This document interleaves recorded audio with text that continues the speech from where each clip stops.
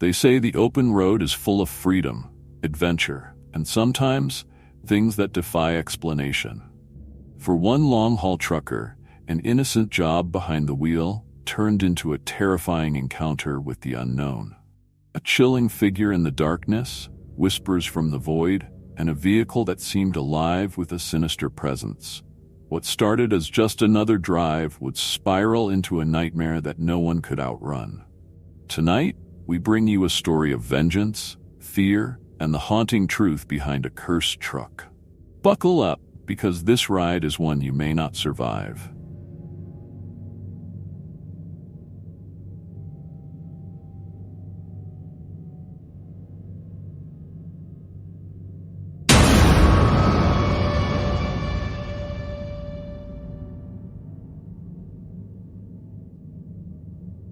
Story: the spine-chilling haunted car. In the quiet streets of Boise, Idaho, the day started like any other. The city buzzed with life as commuters rushed to work, vendors set up their stalls, and the aroma of freshly brewed coffee filled the air. On the outskirts of town, a small, weathered house sat in an overgrown yard, its paint peeling under the sunlight. Inside, the shrill beep of an alarm clock shattered the silence, pulling Sam Mitchell from restless sleep. Sam, a man in his early 40s but weathered beyond his years, sat up, rubbing the sleep from his eyes. A scar carved across his left cheek told stories of mistakes he'd rather forget. Life had not been kind to him. After serving a 5-year prison sentence for a drunk driving accident that claimed a life, Sam returned to a world that was not eager to welcome him back. The job rejections, the judgmental stares, and the whispers behind his back were constant reminders of his past. Despite it all, he was determined to start fresh, even if the odds were stacked against him. It was on one of these difficult mornings that Sam received a call from an old friend, Mike O'Connor. Mike had known Sam long before his fall from grace and, unlike many others, saw the man he used to be. After some small talk, Mike offered him a job. "It's not much, just driving a truck for my business," Mike explained, "but it's honest work. You'd be doing me a favor." Sam hesitated. Driving was both his skill and his curse, tied irrevocably to the night his life fell apart. But he needed work, and Mike's faith in him was the first sliver of hope he'd felt in years. After a moment's thought, he agreed. The following day, Sam arrived at Mike's warehouse to inspect his new vehicle. The truck was an older model, silver with faded paint and a few dents, but otherwise in good condition. "Picked it up for a bargain," Mike said, patting the hood. The previous owner was eager to sell. There was something in Mike's tone, casual but tinged with hesitation, that Sam couldn't quite place. As Sam climbed into the cab, a faint chill ran down his spine, though the sun outside was warm. He shrugged it off as nerves.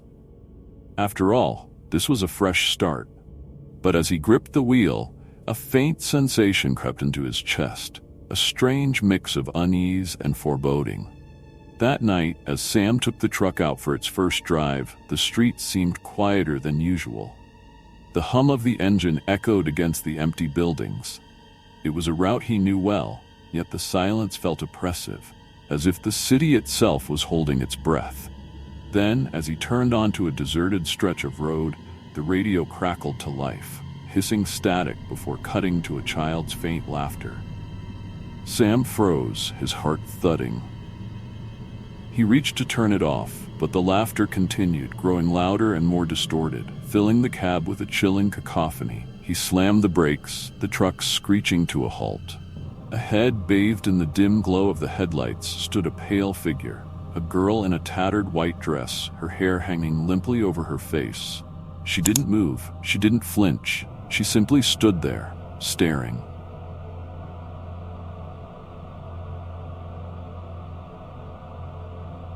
Sam's fingers gripped the steering wheel so tightly his knuckles turned white. His breath came in shallow, ragged gasps as he stared at the figure ahead.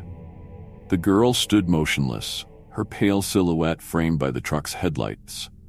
Her dress, stained and torn, swayed slightly in the night breeze, but her face remained hidden behind a veil of dark, matted hair. For what felt like an eternity, Sam couldn't move. The engine idled, its low rumble the only sound breaking the unnerving silence. Slowly he reached for the horn, hoping the noise would startle her into stepping aside. He pressed it, and the blaring sound shattered the stillness. But the girl didn't flinch.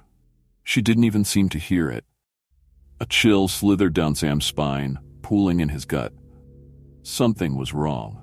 No one could stand so perfectly still, so unnaturally calm, in the face of such a deafening noise. Summoning his courage, Sam cracked open the door, the truck's interior light flickering as he stepped out onto the asphalt. The night air was biting, far colder than it should have been for the season. "Hey," he called out, his voice trembling. "Are you okay? Do you need help?"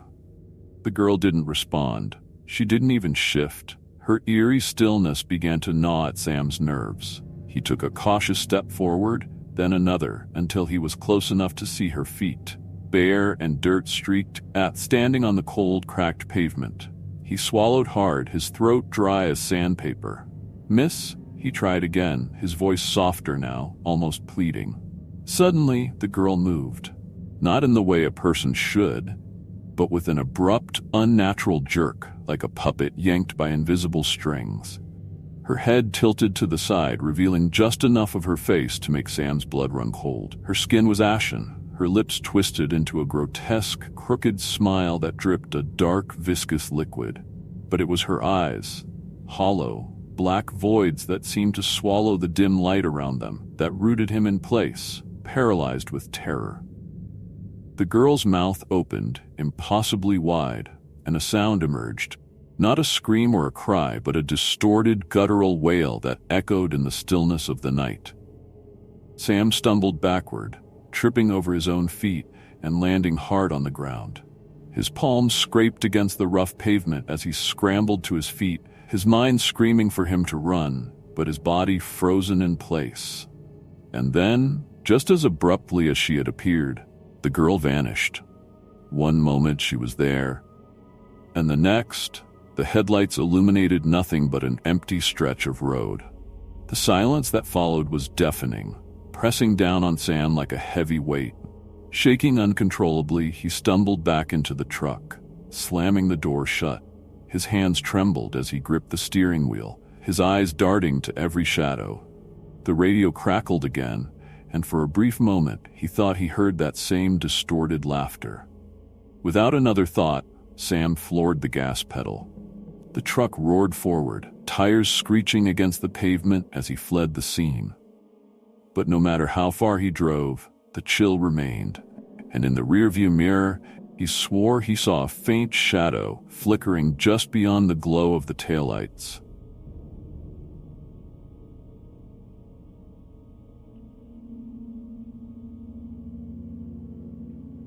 Sam drove aimlessly through the quiet streets of Boise, his hands slick with sweat as they gripped the steering wheel.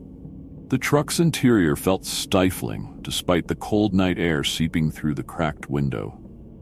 Every shadow seemed alive, every sound amplified in the oppressive silence. He couldn't shake the image of the girl, the void where her eyes should have been, and that horrific, twisted smile. He finally pulled into a dimly lit gas station on the outskirts of town, the fluorescent lights flickering overhead. Sam needed a moment to catch his breath, to convince himself that what he'd seen was just a trick of the light, or his mind playing cruel games. After all, he hadn't slept well in weeks, and exhaustion could do strange things. Leaning against the hood of the truck, he lit a cigarette, the flame from his lighter momentarily steadying his trembling hands. The night was eerily quiet, save for the occasional hum of a car speeding by on the highway. The stillness should have been calming, but instead it felt like the calm before a storm. As he exhaled a plume of smoke, a faint sound caught his attention, a soft, rhythmic tapping. At first, Sam thought it was just the wind, nudging a loose sign or piece of debris, but the sound grew louder, sharper. It was coming from the truck. He froze, his breath hitching. Slowly, He turned toward the cab, dread pooling in his stomach. The tapping continued, deliberate and insistent, echoing like nails on glass. Sam stepped closer, his heart hammering in his chest. The sound was coming from the passenger side window, but there was nothing there. Nothing visible, at least. He leaned in cautiously, peering through the glass. For a moment, all he saw was his own pale reflection in the dim light. But then a shadow moved, a fleeting, unnatural blur that seemed to dart across the seat. Sam stumbled back, his cigarette falling to the ground, its ember glowing faintly against the asphalt. Suddenly, the truck's engine roared to life. The headlights flickered, and the vehicle shook violently, as if an unseen force were thrashing inside it. Sam stood paralyzed, his instincts screaming at him to run, but his legs refused to obey. The tapping escalated into a furious pounding, and from the radio, that distorted laughter returned, louder, more guttural, and filled with malice. The laughter stopped abruptly, replaced by a low, chilling whisper. "Where are you taking me?" Sam's blood ran cold. The voice was soft, almost childlike, but it carried an edge of venom that sent shivers down his spine. He staggered back, putting as much distance as he could between himself and the truck. The vehicle fell silent, the headlights dimming to a faint glow. Summoning every ounce of courage, Sam forced himself forward and yanked the driver's door open. The cab was empty, just as it had been when he parked. He climbed in, his movements jerky and cautious, and turned the key. The truck started smoothly, its usual rumble eerily normal, as if nothing had happened. But as he glanced in the rearview mirror, his stomach dropped. In the reflection, he saw her, the girl, sitting in the back seat, her hollow eyes fixed on him, her smile wide and dripping with malice. Sam didn't look back. He couldn't. His hands gripped the wheel, and he drove into the night, knowing deep down that there was no escaping whatever had latched onto him.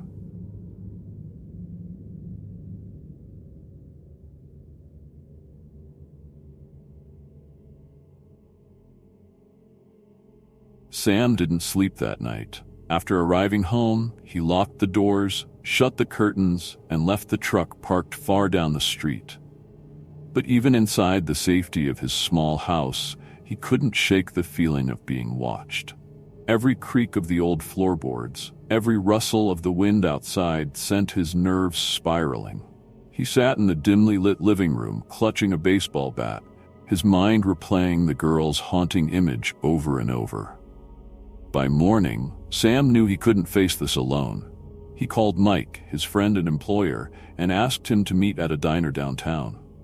When Mike arrived, Sam looked haggard, his eyes bloodshot, his face pale, and his hands trembling as they gripped a cup of black coffee. "You look like hell," Mike said, sliding into the booth across from him. "What's going on?" Sam hesitated, unsure of how to explain. "It's the truck," he finally blurted. "There's something wrong with it." Mike raised an eyebrow. "What do you mean, wrong? It's just a truck, Sam." "No," Sam snapped, his voice low but urgent. "It's not just a truck. Something's in it, something unnatural." He recounted the events of the previous night, the figure on the road, the laughter, the pounding on the glass, and the shadowy figure in the back seat.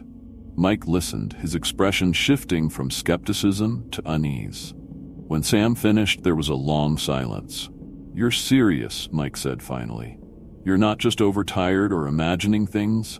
"Does it sound like I'm imagining things?" Sam shot back, his voice shaking. "You said you got the truck from a guy who sold it cheap. Did he say why?" Mike frowned, leaning back in the booth. "He didn't say much, just that he needed the money. Seemed like a decent guy, though." "Why?" Sam leaned forward, his voice dropping to a whisper. "We need to find him. We need to know where that truck came from." Reluctantly, Mike agreed. The two spent the day tracking down the seller, a man named Raymond Cooper, who lived in a quiet neighborhood on the outskirts of town. When they arrived, the house looked unkempt, its lawn overgrown and the shutters hanging crookedly. Sam's stomach churned as they approached the door. Raymond answered after several knocks. He was a wiry man in his 50s. his eyes darting nervously as he took in the sight of them. "Can I help you?" Mike spoke first. "We bought a truck from you a couple of weeks ago. My friend's been driving it and, well, he's been experiencing some strange things. We need to know more about it." Raymond's face went pale. He opened the door wider and gestured for them to come inside. Once seated in the cluttered living room, Raymond let out a shaky breath. "I was hoping I'd never have to talk about this again," he muttered. Sam leaned forward. "Talk about what?" Raymond hesitated, then began. "The truck belonged to my niece, Emma. She was a sweet girl, just 16, but she died in it. A crash. It wasn't her fault. Some drunk driver ran her off the road late at night. The truck was totaled, but I had it repaired, hoping to sell it and put the money toward a memorial for her. I never thought." He trailed off, his hands trembling. Sam's chest tightened. "Never thought what?" Raymond's eyes met his, filled with guilt and fear. "I think Emma's spirit is still in that truck, and she's angry." The room fell silent. Sam felt a cold sweat break out across his forehead. "Angry at who?" Raymond shook his head. "At everyone. At the driver who killed her.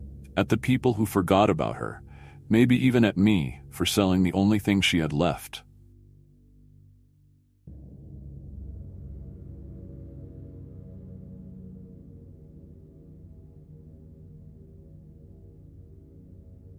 The room grew heavy with silence, the air thick and oppressive as Raymond's words sank in. Sam's mind raced, replaying every eerie moment in the truck, the laughter, the pounding, the hollow eyes of the girl. Emma. She had a name now, and with it came a wave of fear and guilt that clung to him like a second skin. "Why didn't you tell anyone?" Sam finally asked, his voice trembling. "You knew something was wrong with that truck, and you still sold it?" Raymond's face twisted in anguish. "I didn't know what else to do," he whispered, his voice barely audible. "I thought, maybe if someone else drove it, the spirit would leave me alone. I just wanted to move on. But it's not something you can outrun." Mike, who had been silent until now, leaned forward, his voice sharp. "You've put us in danger, Raymond. Sam's been driving that thing for days, and whatever's in it, it's not just angry, it's vengeful." Raymond's gaze dropped to the floor. "I'm sorry," he muttered. "I thought it was over." "It's not over," Sam snapped, standing abruptly. "And if we don't figure out how to stop it, someone's going to get hurt. Or worse." The weight of those words hung in the air as Raymond looked up, his face pale and drawn.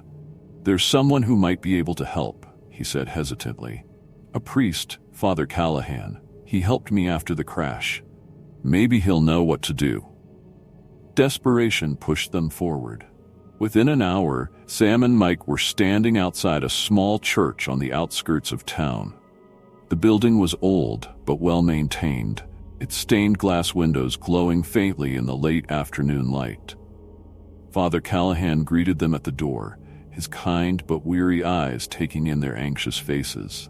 After hearing their story, the priest nodded solemnly. "I've encountered restless spirits before," he said. "But this one, if she's as angry as you say, she won't leave easily. She's tethered to that truck, tied to her pain and her death." Sam's stomach churned. "What can we do?" Father Callahan led them into the sanctuary, the scent of incense lingering in the air. He retrieved a small vial of holy water and a worn Bible, then turned to them. "We'll need to perform a cleansing ritual. It's not guaranteed to work, but it may help her find peace. You'll have to bring the truck here." Sam's blood ran cold at the thought of stepping back into that vehicle. But what choice did he have? If he didn't face this now, the haunting would only grow worse. By nightfall, the truck was parked outside the church.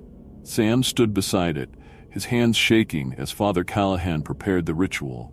Mike stayed a few feet away, nervously pacing. The priest began to chant, his voice low and steady as he sprinkled holy water on the truck's hood. At first, nothing happened. Then, a chilling wind swept through the lot, rattling the church's doors and extinguishing the nearby lanterns. The truck shuddered violently, its headlights flashing erratically. Sam stumbled back, his heart pounding as an icy presence filled the air. And then, she appeared. Emma's ghostly figure materialized in the driver's seat, her hollow eyes glowing faintly as she turned her head toward them. Her expression was no longer just one of anger. It was of pure hatred. The priest's voice rose, his chants firm and commanding. Emma's form flickered, her face twisting in rage. "Where is my justice?" Her voice boomed, echoing through the lot with unnatural force. The truck's windows shattered, and the air filled with the sound of her cries, piercing, agonized, and deafening. Sam fell to his knees, clutching his ears as the priest's prayers grew louder, battling against the spirit's fury. The struggle between the living and the dead reached its peak as Emma's form surged forward, her figure burning with rage, until suddenly, silence.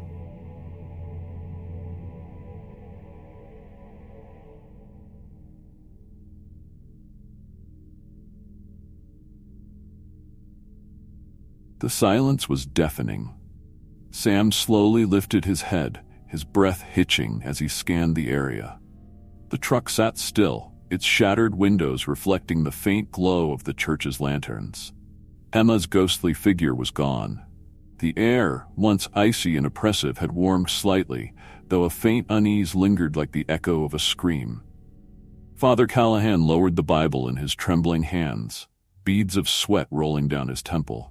"It's done," he murmured, his voice shaky but firm. "She's gone. For now." Sam rose unsteadily to his feet, his legs weak as if they might give out beneath him.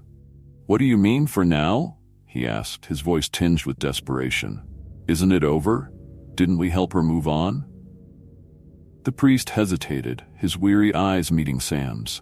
Spirits like hers, ones consumed by rage, are hard to banish completely. I've subdued her, given her a chance to rest, but whether she finds peace is up to her. If her pain remains unresolved, she could return. Sam's stomach twisted. "What does she want?" he asked, his voice breaking. "She said something during the ritual. Where is my justice?" "What does that mean?" Father Callahan sighed deeply.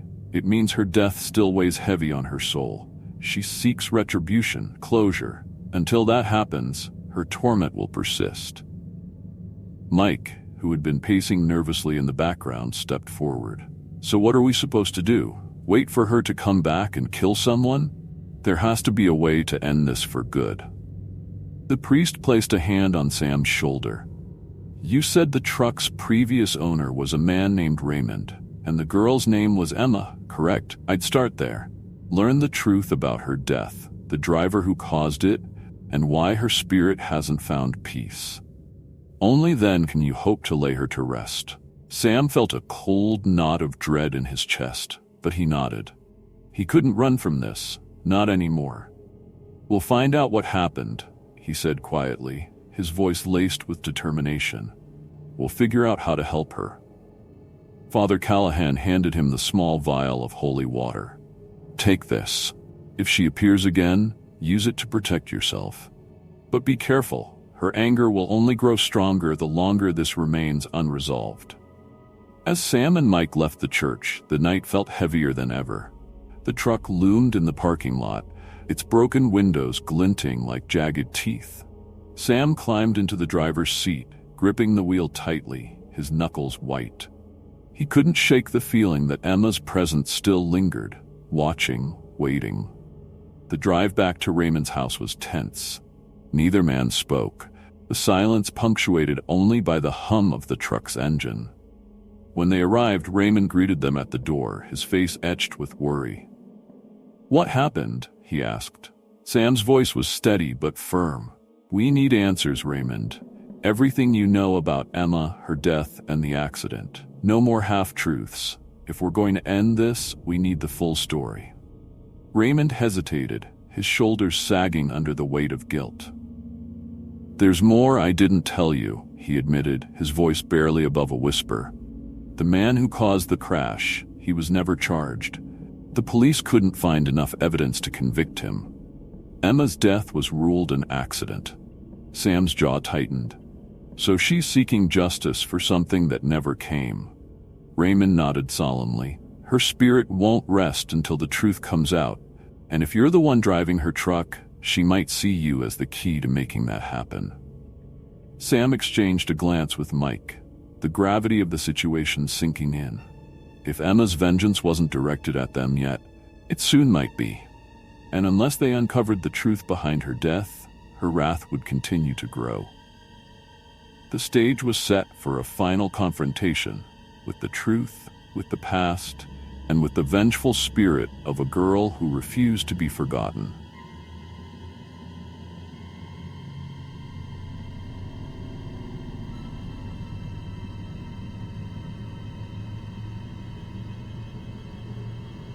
Sam and Mike sat across from Raymond in the dimly lit living room. The air felt heavy with unspoken truths, and Raymond's fidgeting hands betrayed his reluctance to share the full story. Sam, his patience worn thin by sleepless nights and relentless fear, leaned forward, his voice low but firm. "Raymond," he said, his tone leaving no room for argument, "if we're going to stop this, we need everything you've got. No more holding back." Raymond exhaled shakily and nodded. "All right," he said. "I'll tell you everything." He began recounting the night of Emma's death, his voice trembling as he spoke. Emma was coming home late from her part-time job at a diner. It was a quiet road, barely any traffic that time of night. She'd just gotten her driver's license, and she was so proud of that truck. She loved it. His eyes clouded as he continued. A drunk driver swerved into her lane. She tried to avoid him, but the truck rolled off the road. By the time anyone found her, it was too late. Raymond paused, his voice cracking. The other driver, he fled, left her there to die. The room fell silent, the weight of his words pressing down on them. Sam's chest tightened with anger and sorrow. "And the police?" he asked. "They didn't catch him?" Raymond shook his head.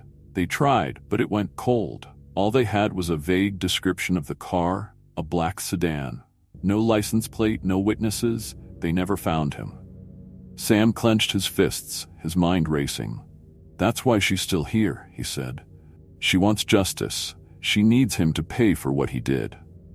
Raymond nodded, tears glistening in his eyes. "She was my only family. I thought selling the truck would help me move on, but I was wrong. I think she's been trying to tell me that all along." Mike, who had been silent until now, spoke up. "We need to find out who that driver was. If Emma's tied to this truck, she's counting on us to finish what the police couldn't." Sam's determination hardened. "Then we start digging. There has to be something, an old report, a clue, anything that points us in the right direction." The three men spent hours combing through what little information Raymond had kept from the police. Emma's diary, photographs, and notes from the investigation. It wasn't much, but one detail stood out. A diner receipt found in Emma's truck, timestamped just minutes before the crash. The diner was still in operation, and Sam felt a spark of hope. The next morning, Sam and Mike drove to the diner. It was a small, unassuming place on the outskirts of town, its weathered signs swaying gently in the breeze. Inside, the smell of coffee and fried food filled the air. Sam approached the counter and showed the receipt to the elderly waitress working behind it. "Excuse me," he said. "Do you remember this? It's from the night Emma Mitchell died." The woman's eyes widened slightly, recognition flickering across her face. "Emma," she murmured. "Sweet girl, she used to come in here all the time, that night." She trailed off, her expression darkening. "What do you remember?" Sam pressed gently. The waitress hesitated, then lowered her voice. "There was a man here that night. He'd been drinking, a lot. I didn't think much of it at the time, but he left not long before Emma. Black car, tinted windows." Sam's heart raced. "Do you remember anything else? Anything that might help us find him?" The waitress frowned, then nodded. "He paid with a credit card. I remember because the machine acted up and I had to write his name down. I think I still have the receipt somewhere." She disappeared into the back room, leaving Sam and Mike in tense silence. When she returned, She handed Sam a worn slip of paper. Written on it, in faded ink, was a name, Richard Calloway. Sam's grip tightened on the receipt.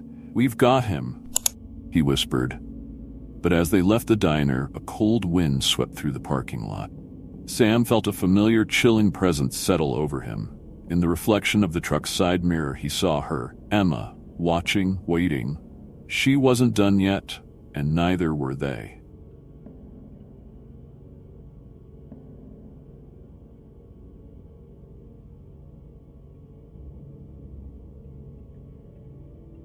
The name on the receipt felt heavy in Sam's hands, a key to unlocking the mystery that had haunted him since the night he first saw Emma on the road. Richard Calloway.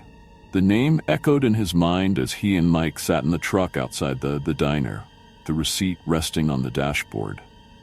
"We've got a name," Mike said, breaking the tense silence. "Now what? How do we find him?" Sam stared out the windshield, his jaw tightening. "We dig. Background checks, old addresses, anything we can find. If this guy was driving drunk that night, he might have had other run-ins with the law." Mike nodded, pulling out his phone. "I'll start searching online. You should call the police. Maybe they'll have records we can't access." Sam hesitated. His history with the police wasn't exactly stellar, given his own past. But this wasn't about him. It was about Emma. And if there was even a chance of finding justice for her, he had to try. Taking a deep breath, he dialed the non-emergency number and explained the situation. To his surprise, the officer on the line didn't dismiss him outright. "Richard Calloway, you said?" the officer repeated, his tone curious. "We've got some records on him. Several DUIs, suspended license, and yeah, a report of a black sedan involved in a hit-and-run around the time of the crash you mentioned. We couldn't pin him to the scene back then, but it's definitely worth looking into." Sam's pulse quickened. "Do you know where he is now?" There was a pause on the other end. "He's still local, lives on the outskirts of town. I can't give you his address, but I suggest you let us handle this, if you confront him yourself." "Thanks for your help," Sam said quickly, cutting the officer off before hanging up. He turned to Mike, who had already found the address online. "This guy's not far," Mike said, showing the screen to Sam. "You ready for this?" Sam clenched his fists. "I don't think I have a choice." The house was tucked away in a quiet neighborhood, its lawn overgrown and windows dark. The air felt heavy as Sam and Mike parked down the street and approached on foot. Sam's heart pounded with each step, the weight of Emma's presence pressing on his chest like an unseen hand. As they reached the front door, Sam hesitated. "What if this doesn't work?" he asked, his voice barely above a whisper. "What if confronting him doesn't bring her peace?" Mike placed a reassuring hand on his shoulder. "It's not just about her anymore. It's about doing the right thing. For Emma, for her family, for you." Summoning his courage, Sam knocked. The sound echoed through the house, and after a long pause, the door creaked open.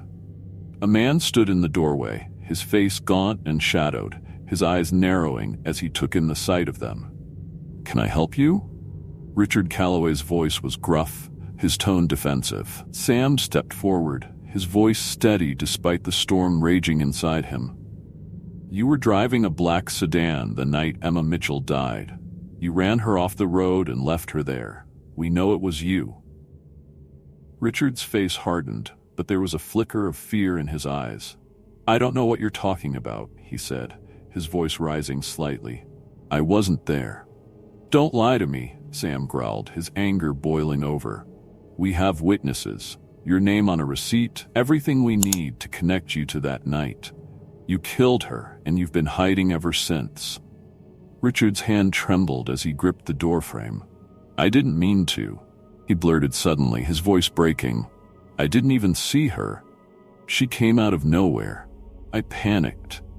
Sam's stomach churned as he stared at the man, the weight of Emma's death hanging in the air between them. "You left her to die," he said, his voice trembling with anger. "You didn't even stop to help." "I was scared," Richard shouted, his voice cracking. "I've lived with it every day since. I didn't know how to face it." Before Sam could respond, the air grew icy and the faint sound of laughter echoed around them. Richard's eyes widened in terror as the lights in the house flickered violently. And then Emma appeared. She stood at the end of the hallway, her hollow eyes locked on Richard, her twisted smile dripping with malice. The temperature plummeted, and the sound of her voice rang out, chilling and clear. "Where is my justice?" Richard stumbled backward, his face pale, as Emma stepped closer, her form flickering like a distorted film. Sam and Mike stood frozen, the oppressive presence of her wrath suffocating them. Richard fell to his knees, tears streaming down his face. "I'm sorry," he screamed. "I'm so sorry. Please forgive me." Emma stopped, her gaze piercing through him. The air grew still, the lights steadied, and for a moment there was silence. Sam held his breath, his heart hammering in his chest. Then Emma turned her gaze to Sam, her expression softening ever so slightly. Her form began to fade, her figure dissolving into the shadows. And as she disappeared, her voice whispered one final word, carried on the wind: justice. Richard collapsed in sobs while Sam and Mike stood in stunned silence. The heavy presence that had haunted them was gone, leaving behind only the echoes of a tragedy that had finally found closure. But for Sam, the memory of Emma's eyes, the plea for justice, would remain forever.